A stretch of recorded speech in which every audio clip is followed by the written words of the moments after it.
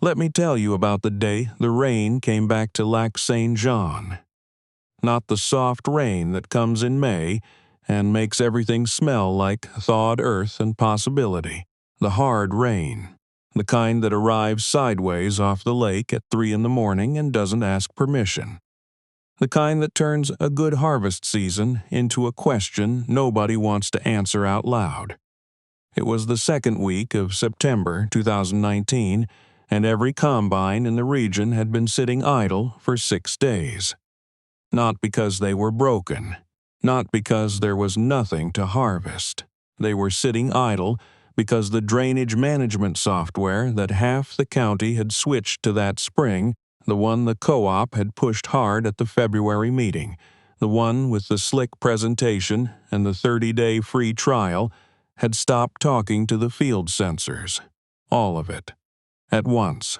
340 acres of soybeans on one side of the county road, 260 acres of winter wheat on the other, and not a single operator who could tell you with any confidence where the water table was sitting beneath their fields. You don't drive a 60-ton combine into a field when you don't know what's under the surface. You just don't.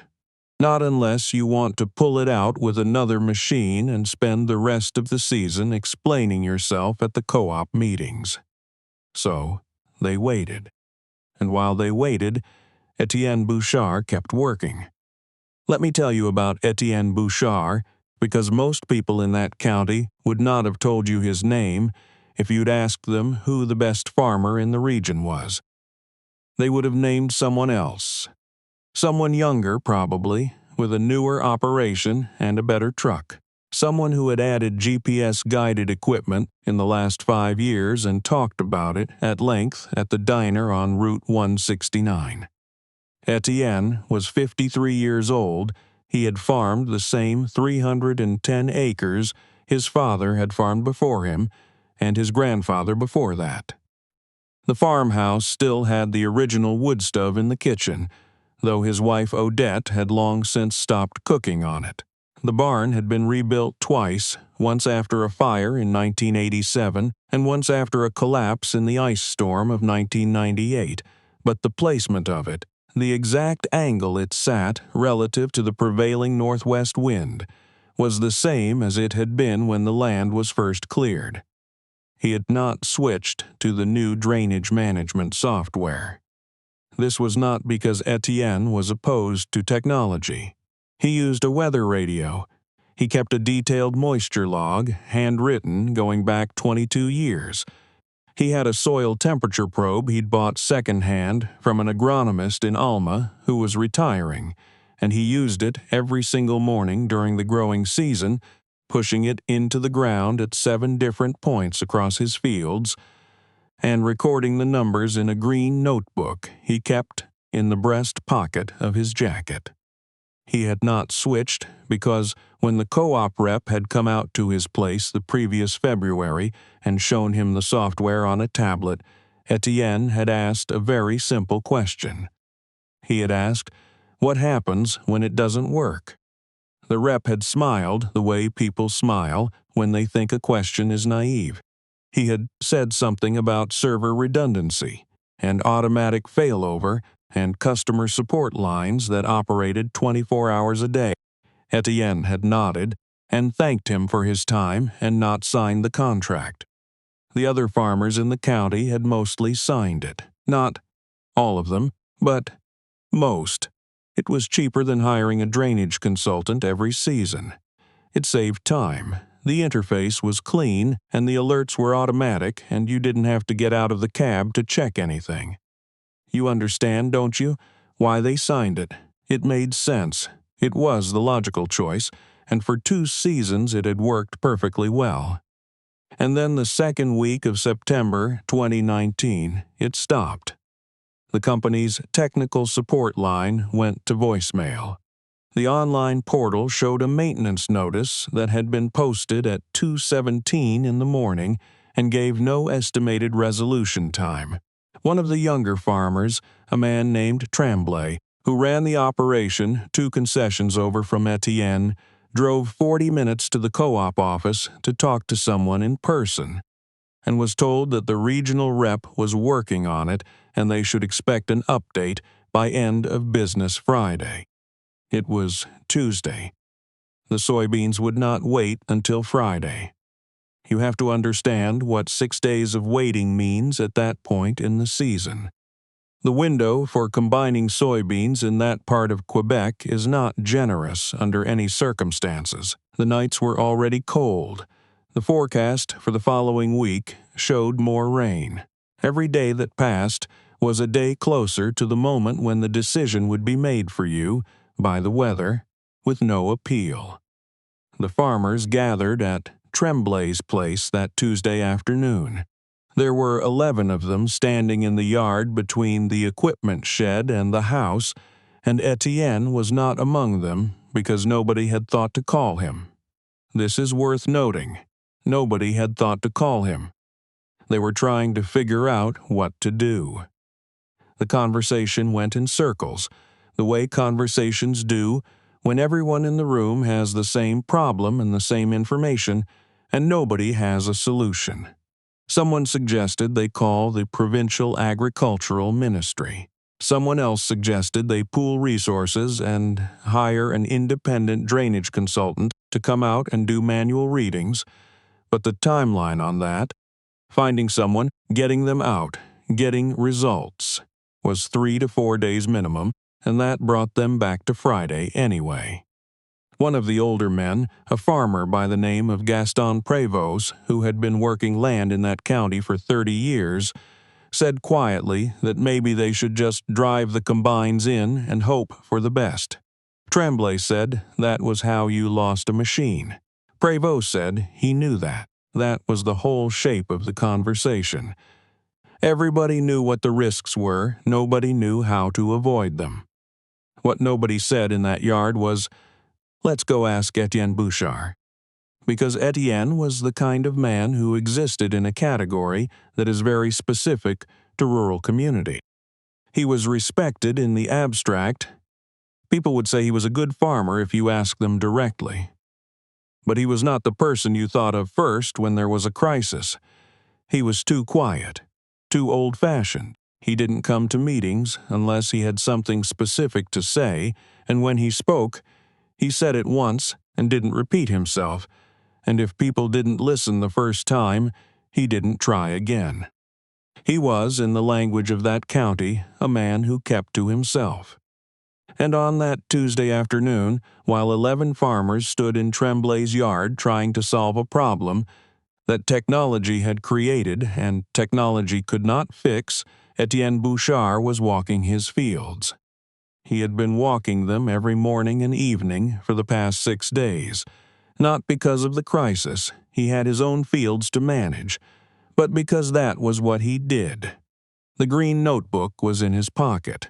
He had readings from 7 points across the south section and 5 from the north, and he had been tracking the water table movement by watching the rate of change over consecutive days, cross-referencing it with the rainfall totals he'd recorded and the evaporation estimates he'd calculated based on temperature and wind.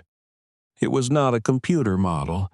It was 30 years of paying attention written in pencil in a green notebook.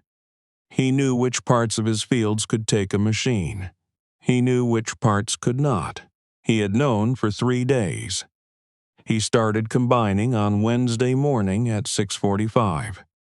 Now let me be honest with you about something, because this kind of story is often told in a way that makes it simpler than it actually was. It is tempting to say that Étienne drove his combine out into the field and everything worked perfectly, and at the end of the day he had finished his harvest and the other farmers watched with their mouths open and learned a valuable lesson.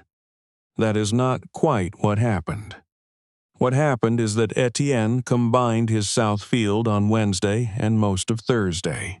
He had one soft spot, a depression in the northeast corner that he'd suspected might be a problem, and it was, and he lost about 90 minutes pulling back and rerouting. He did not lose the machine. He had known the soft spot was there because he had been watching the grass at that corner all summer, the way it grew slightly greener and slightly slower than the grass around it, which told him the drainage in that area was compromised. He had not put a flag in the ground or a notation in a database. He had just known. On Thursday afternoon, Tremblay drove past on the county road and saw Étienne combining. He stopped his truck at the end of the lane and watched for a long time. Then he drove back to his own place and sat in the kitchen for a while. He did not go over to Étienne's that day. He told himself he didn't want to interrupt. He told himself he didn't have enough information yet. He was not entirely sure what he was telling himself, if he was being honest, which he was not entirely, because it is uncomfortable to realize that the answer to your problem has been sitting 2 concessions over, and nobody thought to ask. It was Étienne's neighbor, an older woman named Suzanne Fortin, who farmed the property directly to the west, who finally made the connection. She had watched Étienne's combine moving steadily through the field on Wednesday evening, while she stood at her kitchen window. And she had thought about it for most of that night, and on Thursday morning she had driven over to his lane and knocked on the farmhouse door. Odette answered. She called Étienne in from the equipment shed. Suzanne asked him directly how he was knowing where it was safe to drive. Étienne did not give her a speech. He showed her the notebook. He walked her through the readings, pointed to the rate of change over the 6 days, explained the calculation he used for evaporation estimation. It took about 20 minutes. He answered every question she asked. Suzanne drove back to her own place, got her own soil temperature probe out of the shed. She had one, though she had not used it in 2 years, and began taking readings. She did not call Tremblay right away. She called her son, who farmed with her, and they spent 2 hours taking readings across their fields and recording them. By that afternoon, she had a preliminary sense of where her fields stood. Not perfect, not as detailed as Étienne's data, which had 6 days of baseline behind it, but enough to make a decision. She called Tremblay at 4 o'clock. Tremblay called 2 of the others. By Thursday evening, there were 4 farmers standing in Étienne's equipment shed, not 11, not all of them, but 4, asking him questions. Étienne answered them the same way he had answered Suzanne. He showed them the notebook. He explained the method. He did not tell them what to do. He told them what he knew and how he had come to know it. One of the 4, a younger man named Gilles Beaumont, who had been farming for only 7 years, and who had signed the software contract on the first day it was offered, asked Étienne why he hadn't come to the meeting at Tremblay's on Tuesday. Étienne looked at him for a moment. He said nobody invited me. There was a silence in that equipment shed that lasted longer than silences usually last. Beaumont had the grace to look uncomfortable. He started to say something about how they hadn't known, and stopped. Because they had known, in the sense that they had known Étienne existed, had known he farmed 2 concessions over, had known he had not signed the software contract. They had simply not connected those facts into a reason to include him. Étienne did not make them feel worse about it than they already did. He was not a man who did that. He moved on. He asked about soil types on Beaumont's north section, which he had some knowledge of because the geology of that part of the county was consistent across several properties, and he had been paying attention to it for 30 years. They talked for another hour. Then they went home and took their own readings. Have you ever watched a solution arrive slowly after a long time of everyone looking in the wrong direction? It doesn't arrive the way it does in movies, all at once, dramatic. It arrives the way light arrives on a cloudy morning, gradually, and then you realize it has been there for a while and you just weren't looking at it directly. By Friday morning, 3 of the 4 farmers who had come to Étienne's shed had enough data to make decisions about their own fields. Beaumont was not one of them. His readings were too recent, and he was missing the baseline. He came back Friday morning and asked Étienne to walk one of his sections with him. Étienne went. They spent 2.5 hours walking Beaumont's south field, probe in hand, recording numbers, comparing them to what the field looked like. The color of the crop, the way the earth gave slightly underfoot in certain areas, the plant height differential that Étienne had learned over decades to read as an indicator of subsurface water movement. Beaumont had never done this before. He had farmed for 7 years entirely with the software, not because he was lazy, he was not, he worked hard, but because the software had been there when he started, and nobody had shown him the other way. You have to think about that for a moment. 7 years of farming, and he had never walked a field with a probe and a notebook, not because it wasn't valuable, but because the technology had made it seem unnecessary. And now the technology was gone, and he was standing in a field in September with a man 26 years older than him, learning something that used to be common knowledge. Étienne did not comment on this, he just showed him. By Friday afternoon, Beaumont started combining his south section. He lost 1 hour to a soft area in the middle field that neither of them had quite caught in the readings. The readings had suggested marginal, and marginal had turned out to be too optimistic. He did not lose the machine. He backed out, rerouted, finished the section by 7 in the evening. He called Étienne that night to tell him. Étienne said good. That was the whole conversation. The company's software came back online on Saturday morning. The maintenance notice disappeared from the portal and the sensors reconnected, and the alerts started functioning again.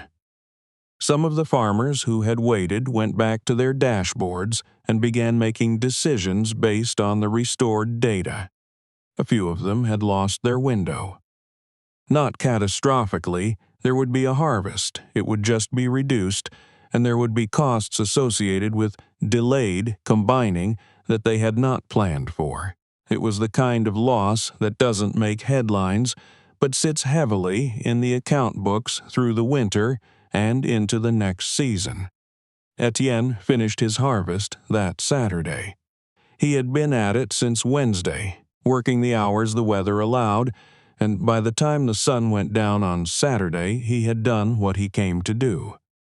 He parked the combine, cleaned it out, the way he always did at the end of the season, and walked the empty fields in the early dark. The lake was visible from the north edge of his property on clear evenings, a distant gray-blue line below the horizon, and he stood there for a few minutes looking at it the way he always did. Odette had soup on when he came in. He sat down, ate, didn't say much. She asked how the fields had gone. He said they'd gone fine. She refilled his bowl. They talked about whether the woodshed needed more splitting before the real cold came. It was an ordinary evening. He did not feel, as far as anyone could tell, that he had proven anything in particular. He had done what he knew how to do, the way he always had. The fact that it had mattered more than usual that particular week was a function of circumstances, not of any decision he had made to be different from anyone else. But here is what I want you to think about. Here is the part of this story that I think about when I remember it.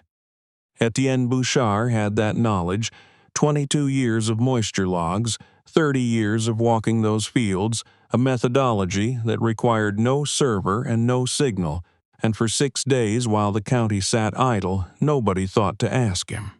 He was 2 concessions away. He answered the door when Suzanne knocked.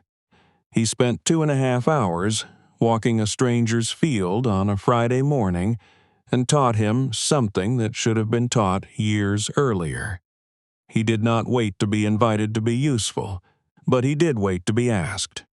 And the question that stays with me, the one I find myself coming back to, is this: How many people like Étienne Bouchard are sitting 2 concessions over right now, with notebooks full of things we no longer think we need, waiting for someone to knock on their door? Because the software will come back online. It always does. Until it doesn't, and the window is 6 days, and the rain is coming, and the soybeans don't wait.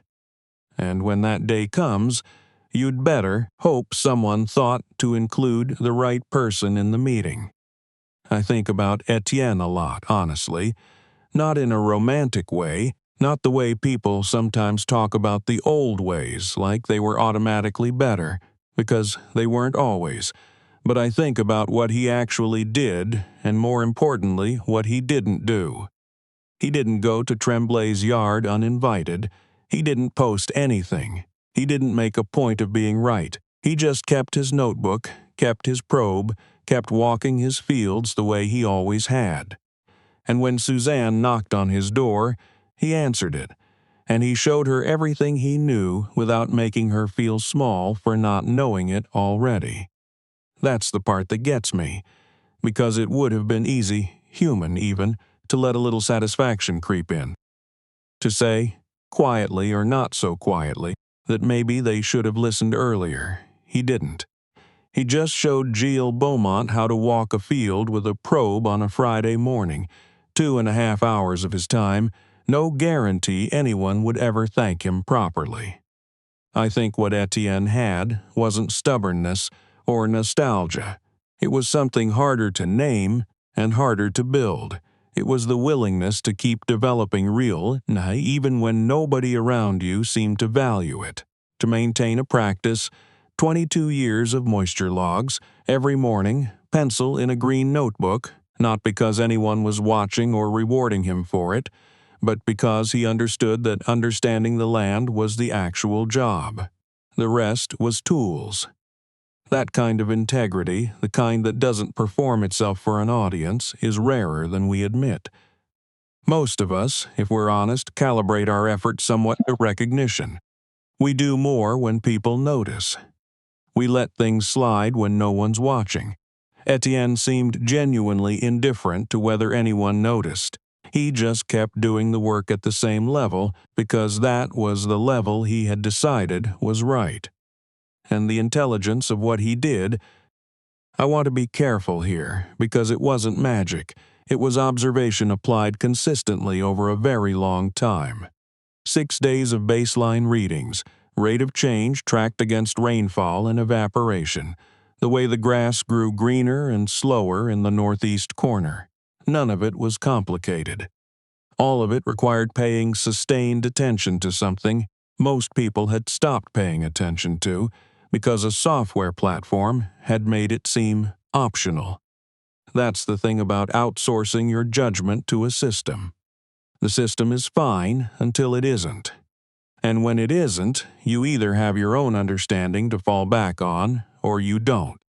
Étienne had it. He had it because he'd built it deliberately, year by year, and hadn't let it atrophy just because something easier came along.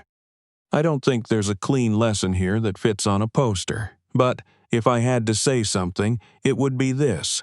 The people who come through the hard moments intact are usually the ones who kept doing the quiet, unglamorous work during the easy ones. Not for recognition, not out of pride, just because they understood that real knowledge, the kind you can walk into a field with, is worth the trouble of keeping. Étienne Bouchard knew where the water was, not because he was lucky, because he had been paying attention for 30 years, and he hadn't stopped.